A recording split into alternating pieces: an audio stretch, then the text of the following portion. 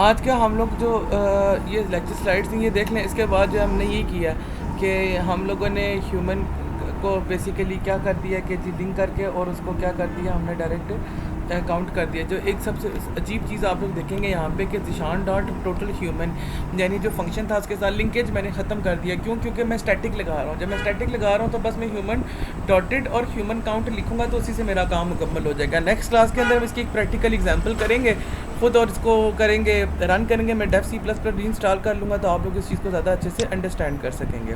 ठीक है, थोड़ा थियोरेटिकल चीज़ों की तरफ चलते हैं और बात करते हैं कंस्ट्रक्टर्स के बारे में। हम लोग ऑलरेडी कंस्ट्रक्टर्स के बारे में बहुत अच्छे तरीके से पढ़ चुके हैं, लेकिन डेफिनेटली हम लोगों को कंस्ट्रक्टर्स के बारे में कुछ और चीज़ों को अंडरस्टैंड करना ज़रूरी है।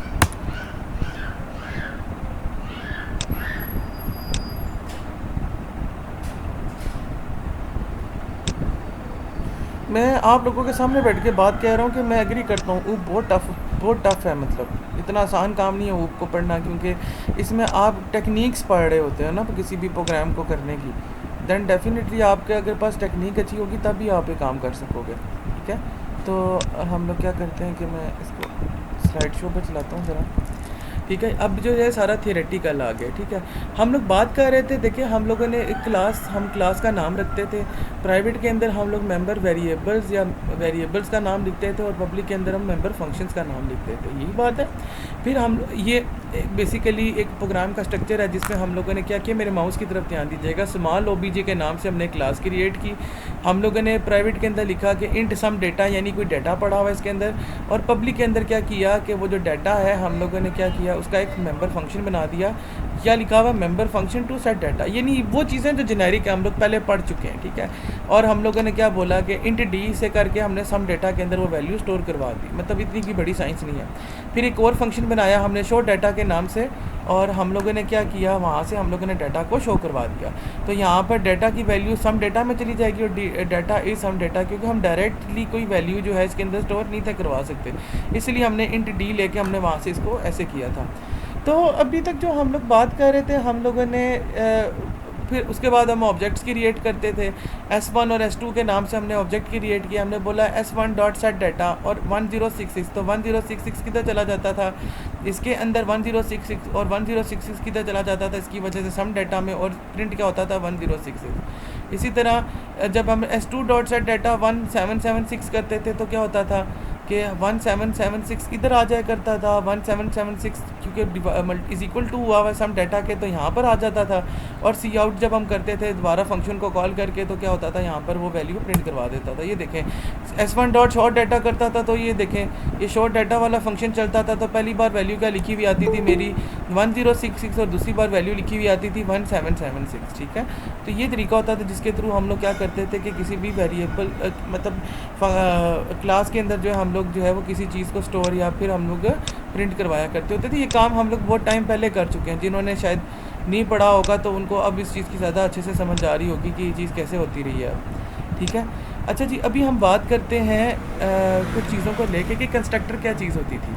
कंस्ट्रक्टर लफ्ज़ से पता चल रहा था कि हम लोगों ने बोला था कि कैसी चीज़ है जो किसी भी ऑब्जेक्ट को जब हम क्रिएट करते हैं तो ऑटोमेटिकली इनिशियलाइज हो जाती है। जिस तरह हम लोग काउंट प्लस प्लस कर रहे थे, तो जैसे ही हम लोग करते थे ज़िशान डॉट ह्यूमन करते थे तो ऑटोमेटिकली कंस्ट्रक्टर को कॉल कर लेता था। कंस्ट्रक्टर किस चीज़ को शो करता है कि जो ऑब्जेक्ट आप इस्तेमाल कर रहे हो वो बिल्कुल सही है। कंस्ट्रक्टर और क्या करता था, ऑटोमेटिकली कॉल होता था जब हम ऑब्जेक्ट को क्रिएट करते थे। और कंस्ट्रक्टर जो होते हैं हम नॉर्मली जो है वो कॉल एप्लिक्स नहीं होते हैं, मतलब ज़्यादा हाई रेंज में नहीं होते। इनका काम ज़्यादा ही होता है कि जो वेरिएबल्स यूज़ हो रहे हैं उसके अंदर हम उसको इनिशियलाइज़ करवा सकें। कंस्ट्रक्टर हम ये कह सकते हैं एक स्पेशल फंक्शन होता है जिसका नाम वही होता है जो एक क्लास का नेम होता है। फंक्शन की कोई रिटर्न टाइप नहीं होती। सबसे बड़ी चीज़ ये है कि फंक्शन कोई चीज़ कंस्ट्रक्टर कोई चीज़ रिटर्न नहीं करता किसी भी चीज़ को। और कंस्ट्रक्टर जो होते हैं नॉर्मली हम लोग जो है वो पब्लिक के अंडर लिखते हैं। ठीक है, जैसे मिसाल के तौर पर ये देखें, स्टूडेंट की एक क्लास थी और प्राइवेट के अंदर मैंने इंट आईडी लिखी उसकी। मैंने पब्लिक के अंदर जाके सबसे पहले कंस्ट्रक्टर क्रिएट किया स्टूडेंट के नाम से। अब स्टूडेंट क्या था, बेसिकली क्लास का नेम था। और इसके अंदर मैं कुछ करूँगा, लेकिन ये नहीं होगा कि रिटर्न 0 इसके अंदर नहीं हम लिखेंगे, क्योंकि कंस्ट्रक्टर कभी कोई चीज़ रिटर्न नहीं करता। ठीक है। अच्छा जी, कंस्ट्रक्टर क्या होता है कि एक फंक्शन होता है जो हर क्लास के अंदर ऑटोमेटिकली कॉल हो जाता है जब भी हम ऑब्जेक्ट क्रिएट करते हैं। बेसिकली किस चीज़ के लिए हेल्प करता है, हमारी जो हमारे डाटा मेंबर्स होते हैं उनको इनिशियलाइज करने के लिए क्लास में। जिस तरह हम लोगों ने कहा था गार्बेज वैल्यू आ जाती है जब हम कंस्ट्रक्टर के साथ उसको कंस्ट्रक्ट करते हैं, तो वो उसके अंदर ज़ीरो शो कर देता है।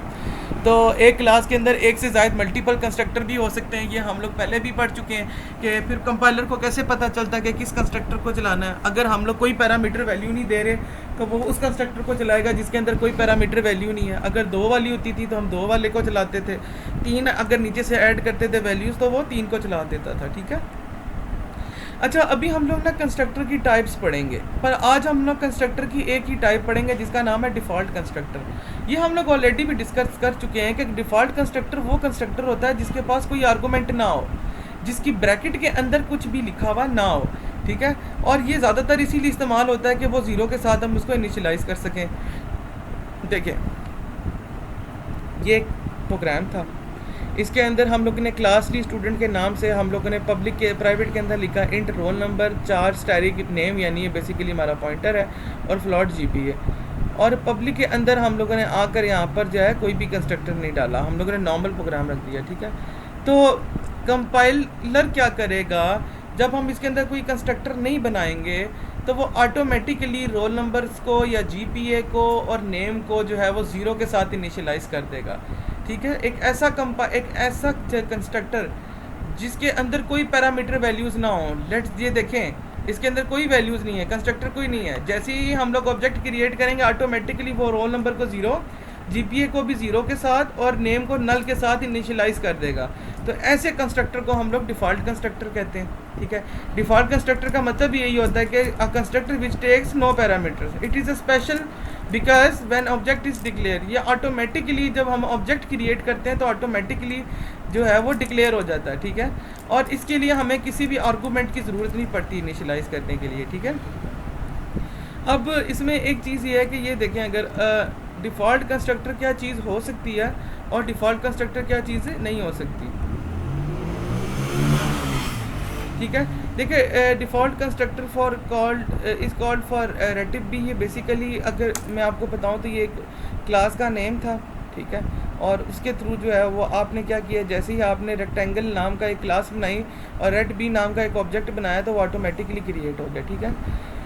अच्छा जी, दूसरी चीज़ वो बोल रहा है कि जो कंस्ट्रक्टर होता है कभी भी वो एम्प्टी पैरेंथेसिस के साथ नहीं बन सकता, इस चीज़ के साथ नहीं बन सकता। आइदर इसके अंदर कोई वैल्यूज़ हो सकती हैं या बिल्कुल खाली हो सकता है। ठीक है। कह रहा है कि इनफैक्ट जो एम्प्टी पैरेंथेसिस होती हैं वो भी कभी इस्तेमाल नहीं होती डिफ़ॉल्ट कंस्ट्रक्टर्स को इस्तेमाल करने के लिए, कि अगर आप एम्प्टी ब्रैकेट्स भी डाल देते हैं तो वो क्या करता है कि जो है वो गार्बेज वैल्यू पिक कर सकता है। Last but not the least कि ये एक फंक्शन होता है जो कोई भी आर्गूमेंट नहीं लेता और ना ही कोई चीज़ वैल्यू जो है वो रिटर्न करता है। ठीक है। मैं आपको इसकी एग्जीक्यूशन करके बताता हूँ यहाँ पर। अंडरस्टैंड करने की ज़रूरत है कि देखें, हमने काउंटर एक C1 और C2 यानी 2 ऑब्जेक्ट्स बनाए। मैंने पहले क्या किया, C1 डॉट गेट काउंट, तो वैल्यू पहली बार हमारे पास क्या 0 लिखी हुई आएगी। ठीक है। और दूसरी बार वैल्यू क्या लिखी आएगी, 0 लिखी हुई आएगी। ठीक है। मैं देख लेता हूँ यहाँ पर हमने कंस्ट्रक्टर बनाया है, ये देखें, ये मैंने कंस्ट्रक्टर बनाया हुआ है जिसमें मैंने काउंटर और उसके बाद ये बेसिकली ये जो लाइन लिखी हुई है ना, इसी तरह ही है कि आप काउंटर की ब्रैकेट डालते हो और नीचे लिख देते हो काउंट इज़ इक्वल टू 0। ठीक है। तो पहली बार जो मेरा आंसर आ रहा है वो आ रहा है 0 और 0। दूसरी बार मैंने क्या किया, C1 डॉट INC काउंट यानी इंक्रीमेंट काउंट। अब देखते हैं INC काउंट क्या चीज़ है। ये देखें, इसमें क्या हो रहा है, काउंट प्लस प्लस हो रहा है, तो इसलिए हमारा आंसर जो है वो पहली बार 1 और फिर C2 का भी क्या आ रहा है, 1 आ रहा है। ठीक है। और फिर मैंने क्या किया, C1 को भी प्रिंट करवा दिया और C2 को भी प्रिंट करवा दिया। तो ये डिफ़ॉल्ट कंस्ट्रक्टर की एक टाइप थी। डिफ़ॉल्ट कंस्ट्रक्टर किधर इस्तेमाल हुआ है हमारा, ये देखें, ये मेरा डिफ़ॉल्ट कंस्ट्रक्टर है यानी जिसके अंदर कोई पैरामीटर वैल्यूज़ नहीं थी। आप देखें इस ब्रैकेट के अंदर कुछ भी नहीं है। So this is called default constructor, जहाँ पर हम कोई भी वैल्यू नहीं डालते, सिर्फ कंस्ट्रक्टर के अंदर जाके हम लोग लिख देते हैं कि काउंट इज़ इक्वल टू 0। एक छोटा सा मैं आप लोगों को करके बताता हूँ पेंट के अंदर कि देखें, सबसे पहले मैंने एक क्लास बनाई, क्लास का मैंने नाम लिखा स्टूडेंट। ठीक है। अब मैं सबसे पहले काम क्या करूँगा, ऑब्वियसली बात है क्लास बनाई है तो उसके बाद मुझे डाटा मेंबर्स भी लेने हैं और मेंबर फंक्शंस भी लेने हैं। तो मैं क्या करता हूँ, मैं कहता हूँ पब्लिक में, प्राइवेट में लिख देता हूँ, चलो पब्लिक में लिख देते हैं, ख़त्म करते हैं पब्लिक और पब्लिक के अंदर मैं लिखता हूँ इंट रोल नंबर, ठीक है, और दूसरा मैं कर देता हूँ 4 नेम, ठीक है। और इसी तरह मैं क्या करता हूँ, फंक्शन बना देता हूँ वॉइड गेट का, दूसरा मैं बनाता हूँ वॉइड डिस्प्ले का, ठीक है। ये मुझे सेमी कॉलन नहीं था लगाना इसमें। गेट में क्या करता हूँ मैं, सी इन करता हूँ रोल नंबर और नेम भी। ये मुझे पता कोडिंग का एरर है क्योंकि मैं इकट्ठे नहीं ले सकता, लेकिन मैं आपको समझाने के लिए कह रहा हूँ, ठीक है। वॉइड डिस्प्ले में क्या करता हूँ मैं, सी आउट कर देता हूँ रोल नंबर और दूसरा मैं सी आउट क्या कर देता हूँ, नेम, ठीक है। अब मुझे कंस्ट्रक्टर क्रिएट करना। अगर मैं अभी इस प्रोग्राम को रन करूँगा ना, मैं ऑब्जेक्ट भी साथ क्रिएट कर देता हूँ ताकि वो चीज़ भी क्लियर हो जाए। ऑब्जेक्ट में बनाता हूँ, ऑब्जेक्ट कैसे क्रिएट करते हैं, क्लास का नेम और ऑब्जेक्ट, या चलो A1 कामा B1 A2 कर देता हूँ। चलें, तो मैंने 2 ऑब्जेक्ट क्रिएट किए A1 और A2 के नाम से। अगर मैं पहली बार A1 डॉट डिस्प्ले करूँ, सपोज करें, आप में से बहुत से लोगों को इस चीज़ की पहले से ही समझ होगी। तो A1 dot display, A1 display में जाते हैं तो रोल नंबर और नेम, अभी रोल नंबर नेम और तो मैंने यूज़र से मांगे नहीं, मुझे यहाँ पे गेटर करना चाहिए था, तो वो गार्बेज वैल्यू शो कर देगा। ये एक बहुत बड़ा इशू है जो हमारे प्रोग्राम में होता है। इसके लिए हम लोग क्या करते हैं, हम लोग कंस्ट्रक्टर बनाते हैं। कंस्ट्रक्टर किधर इस्तेमाल होता है, जब जैसे ही हम लोग पब्लिक लिखते हैं, तो मैं क्या करता हूँ, मैं यहाँ पे कंस्ट्रक्टर क्रिएट कर देता हूँ। कंस्ट्रक्टर कैसे क्रिएट करते हैं, क्लास के नेम से, क्लास का नेम क्या था, स्टूडेंट, ब्रैकेट डाली, ठीक है। ये मेरा डिफ़ॉल्ट कंस्ट्रक्टर है जिसके अंदर मैं कोई पैरामीटर वैल्यू नहीं दे रहा, ब्रैकेट लगाई और मैंने बोल दिया कि रोल नंबर को शुरू में इनिशियलाइज़ कर दो 0 के साथ और नेम को भी इनिशियलाइज़ कर दो नल के साथ। नल इसलिए लिख रहा हूँ क्योंकि वो नेम जो है वो 4 है तो उसमें 0 नहीं आ सकता, ठीक है। ये कर दिया मैंने। तो जब पहली बार मैं डिस्प्ले करूँगा तो आंसर आएगा 0 और नल। फिर जब दूसरी बार मैं गेट को करूँगा तो फिर वो यूज़र से वैल्यू मांगेगा और रोल नंबर नल नेम में सेव करेगा और उसको प्रिंट करवा देगा। तो इसको हम लोग डिफ़ॉल्ट कंस्ट्रक्टर कहते हैं। कैसा कंस्ट्रक्टर, जिसके अंदर कोई भी पैरामीटर वैल्यू ना हो। अगर पेपर में भी क्वेश्चन आता है कि डिफ़ॉल्ट कंस्ट्रक्टर का आप एग्जांपल दें या किसी तरीके से बताएं कि डिफ़ॉल्ट कंस्ट्रक्टर कैसे काम करता है, तो आप इस तरह की एग्जांपल दे सकते हो, ठीक है। मेन मकसद क्या आप लोगों का, कि आप लोगों ने समझना चाहिए कि डिफ़ॉल्ट कंस्ट्रक्टर कैसे काम करता है। मुझे प्लीज़ मैसेजेस पे बता दें कि आप लोगों को ये चीज़ समझ लगी डिफ़ॉल्ट कंस्ट्रक्टर कैसे काम करता है, प्लीज़। ये हम लोग कर चुके हैं। कंस्ट्रक्टर तो हमेशा प्रोग्राम में हम बनाते हैं ना, तो उसके अंदर ये इसी तरह की चीज़ इस्तेमाल होती है। जब हम आगे कॉपी कंस्ट्रक्टर करेंगे तो फिर वो चीज़ मुख्तलिफ होगी असल में। गुड हो गया, मुझे स्क्रीनशॉट लेने दें तो उसके बाद फिर हम क्लास ख़त्म कर देते हैं, ठीक है। ठीक है, थैंक यू वेरी मच आप लोगों का।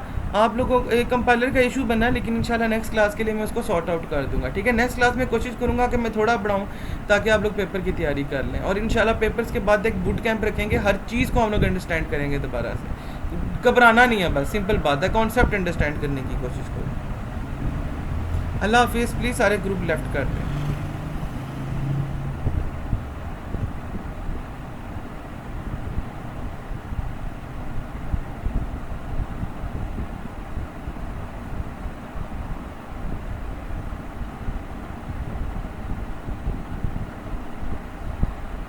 अल्लाह हाफिज़ सबको, अल्लाह हाफिज़। दुआ किया करें भाई, अल्लाह ताला हालात बेहतर करे ताकि हम कॉलेज जा सकें। आप लोग, मैं तो आ रहा हूँ।